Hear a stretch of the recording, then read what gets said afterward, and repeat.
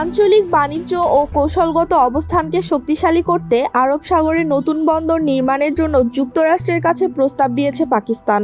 আন্তর্জাতিক সংবাদ মাধ্যমের এক প্রতিবেদনে বলা হয়েছে, ইসলামাবাদ এই প্রস্তাবের মাধ্যমে বিনিয়োগ, প্রযুক্তিগত সহায়তা এবং নিরাপত্তার অংশীদারিত্ব চাচ্ছে। রিপোর্টে উল্লেখ করা হয়েছে, পাকিস্তান চাইছে এই বন্দরকে আঞ্চলিক বাণিজ্যের একটি গুরুত্বপূর্ণ কেন্দ্র হিসেবে গড়ে তুলতে, যা দক্ষিণ এশিয়া, মধ্যপ্রাচ্য ও আফ্রিকার মধ্যে বাণিজ্যিক যোগাযোগ সহজ করবে। বিশেষ করে চীনের সঙ্গে থাকা সিপিইসি প্রকল্পের বাইরে বিকল্প অংশীদার খুঁজতে যুক্তরাষ্ট্রকে এই প্রস্তাব দেওয়া হয়েছে বলে ধারণা বিশ্লেষকদের।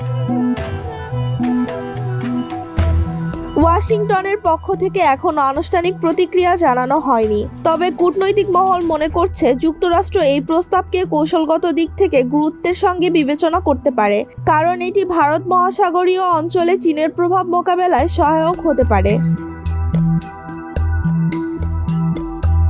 রাজনৈতিক বিশ্লেষকরা বলছেন, এই প্রস্তাব যদি বাস্তবায়িত হয় তবে পাকিস্তানের অর্থনীতি যেমন উপকৃত হবে, তেমনি দক্ষিণ এশিয়ার ভূরাজনীতিতেও নতুন সমীকরণ তৈরি হবে।